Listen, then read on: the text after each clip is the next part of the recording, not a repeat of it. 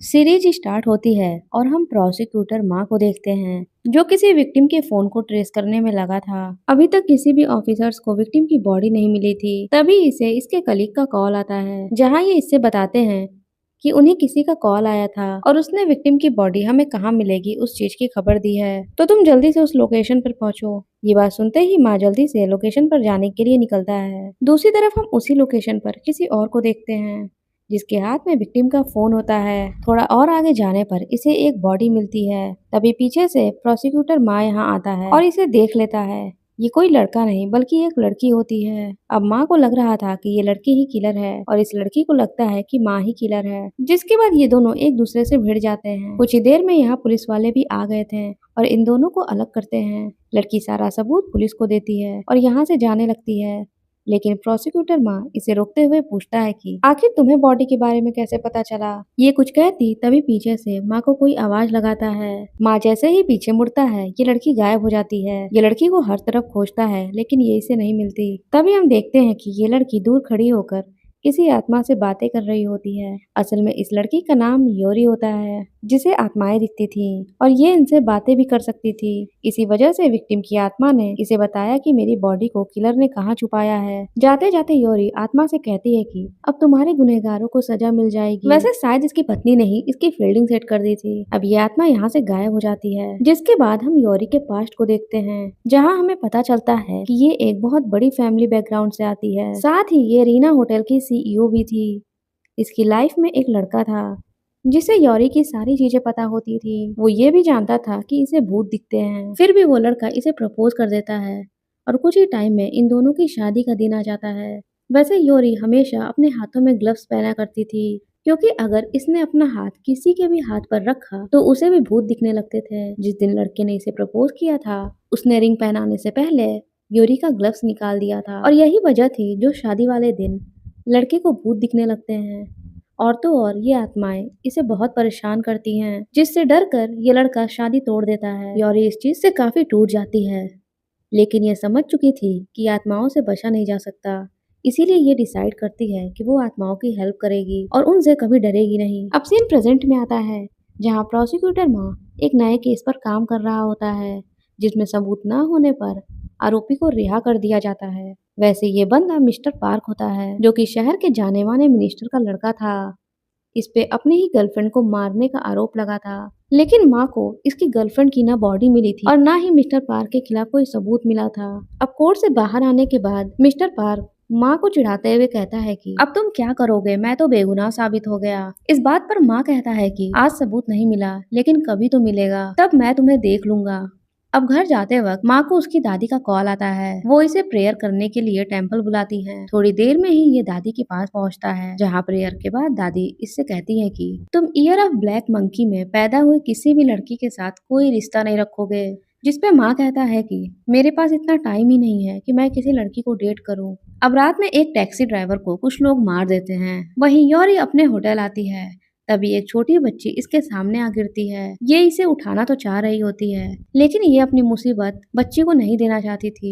तभी बच्ची की माँ यहाँ आती है और बच्ची को उठा लेती है। तभी पीछे खड़े स्टाफ को ये चीज काफी अजीब लगती है। अब योरी अंदर आती है जहाँ इसकी स्टेप सिस्टर, दादी और स्टेप मॉम होती हैं। ये सभी टीवी पर मिस्टर पार्क की ही न्यूज देख रही थी। असल में योरी की जो स्टेप सिस्टर हारी होती है, मिस्टर पार्क उसका बीएफ होता है। हारी सबको समझाती है कि वो निर्दोष साबित हो गया है, वो लड़की जबरदस्ती उसके पीछे पड़ी थी, तो क्या अब हम शादी कर सकते हैं। योरी तो उसके बारे में अच्छे से जानती थी क्योंकि था तो वो मिनिस्टर का बेटा ही। लेकिन ये यहाँ सबसे कहती है कि अगर आप लोग तैयार हैं तो मैं क्या ही बोल सकती हूँ। लेकिन अगर हारी से सुंदर लड़की उसकी लाइफ में आई तो वो इसे भी छोड़ सकता है। जिसके बाद दादी योरी से बताती है कि हमारे होटल में बुकिंग हो रही है, वो भी बिना सीजन के। लेकिन रीना होटल ही सिर्फ ऐसा है जहाँ से कोई कमाई नहीं हो पा रही है। बात तो ये थी कि योरी की शादी इसी होटल में टूटी थी और उस दिन से यहाँ जो भी कपल शादी करते थे उनकी शादी 1-2 साल में ही टूट जाती थी। इसीलिए दादी होटल को एक आर्ट गैलरी बनाने का आइडिया देती है। लेकिन योरी इस बात पर नाराज हो जाती है क्योंकि ये होटल इसके मॉम डैड की आखिरी निशानी थी।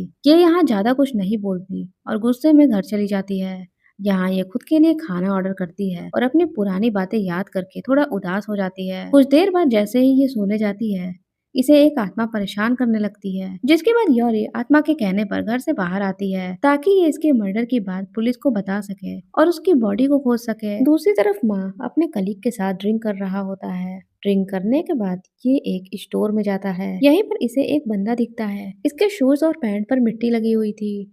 इसे देखते ही माँ का खुराफाती दिमाग क्राइम की तरफ इशारा करता है और ये इसका पीछा करता हुआ स्टोर से बाहर आता है। यहीं पर योरी ने भी अपनी कार खड़ी की थी। इस कार में एक आत्मा भी थी। योरी आत्मा के कहने पर पुलिस को पब्लिक कॉल से कॉल करने जाती है कि तभी ये गुंडा इसकी कार को ठोक देता है। योरी ये चीज देख काफी गुस्सा होती है। तभी ये गुंडा गाड़ी से एक बच्ची को ठोकने वाला होता है कि तभी माँ इसे बचा लेता है। योरी जल्दी से गाड़ी में आती है और इनके पीछे जाने को निकलती है, लेकिन उससे पहले माँ भी इसी गाड़ी में बैठ जाता है। ये दोनों एक दूसरे को पहचान जाते हैं। माँ इससे बताता है कि ये एक प्रोसिक्यूटर है, तो तुम्हें चिंता करने की कोई जरूरत नहीं है। मैंने पी रखी है तो मैं गाड़ी नहीं चला सकता।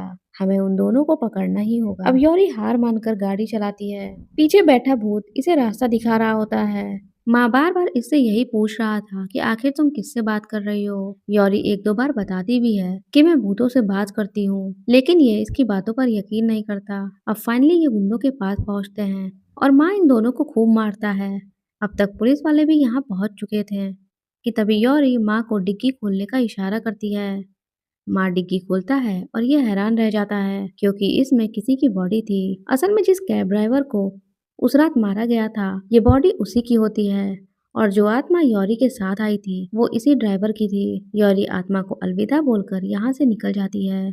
इसके जाने के बाद माँ हर वक्त यही सोच रहा होता है कि आखिर योरी को बॉडी के बारे में कैसे पता चला। सुबह में जब ये ऑफिस जाता है तो यहाँ भी इसे हर जगह योरी ही दिखाई देती है।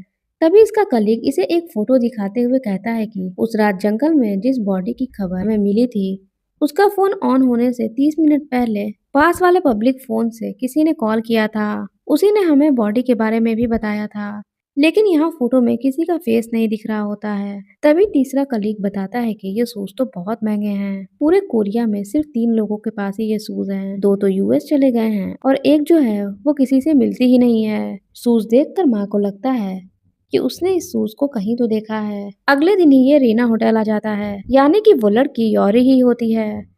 वैसे माँ को नहीं पता था कि योरी है कौन, तो ये होटल के स्टाफ से योरी से मिलने की बात करता है कि तभी इसकी नजर योरी पर जाती है। अब तक योरी भी इसे देख चुकी थी, लेकिन ये इसे इग्नोर करके होटल के अंदर भागती है।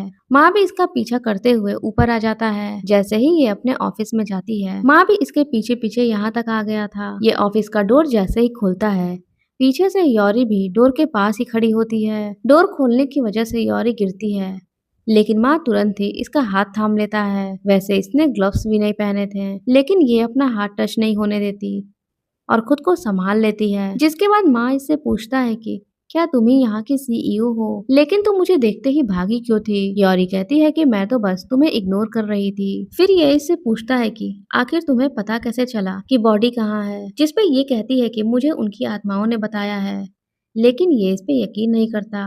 और तभी इन दोनों की बातें योरी की दादी सुन लेती है। माँ तुरंत ही यहाँ से चला जाता है। अब जैसे ही ये होटल से बाहर जाने वाला होता है, मिस्टर पार्क इसे यहाँ मिलते हैं। ये इससे बताता है कि योरी मेरी होने वाली साली है, मैं जल्द ही इस फैमिली का दामाद बनने वाला हूँ। अब माँ फिर से इसकी गर्लफ्रेंड की बात छेड़ देता है। इस बात से गुस्सा होकर मिस्टर पार्क यहाँ से चला जाता है। इधर योरी की दादी इससे पूछती है कि क्या ताबीज अब असर नहीं कर रही है, लेकिन योरी इनसे कहती है कि ऐसी बात नहीं है। दादी इसे समझाते हुए कहती है कि अब कोई बेवकूफ़ी मत करना, वरना तुम्हारी रेपुटेशन मिट्टी में मिल जाएगी। ये योरी से रीना होटल के स्पॉन्सर करने की बात करती है, लेकिन योरी ऐसा करने से मना कर देती है क्योंकि इस होटल को ये अपने तरीके से चलाना चाह रही थी। अब माँ ऑफिस आते ही अपने कलीग से उस होटल में जितने भी गेस्ट उस रात रुके थे उनकी लिस्ट मांगता है। यहाँ मिस्टर पार्क को हारी बताती है कि योरी तुम्हें पसंद नहीं करती है। वो तो ये भी कह रही थी कि पैसों के लिए तुमने अपने एक्स को छोड़ दिया।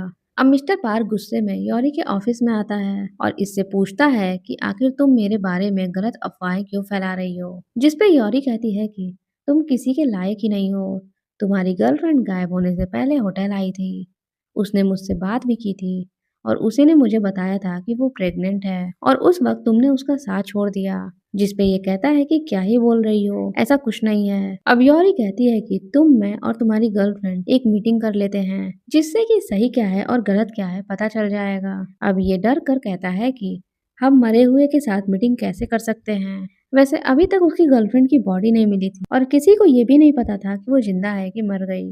इसी वक्त योरी उसकी गर्लफ्रेंड का नाम लेकर उसे बुलाती है। तभी डोर खुलता है और कोई अंदर आता है। ये चीज देखकर इसकी तो फट जाती है, लेकिन यहाँ इसकी सेक्रेटरी होती है। इसे देख के हंसने लगता है और हम इसी रूम में इसकी गर्लफ्रेंड की आत्मा को देखते हैं। मिस्टर पार्क गुस्से में यहाँ से चला जाता है।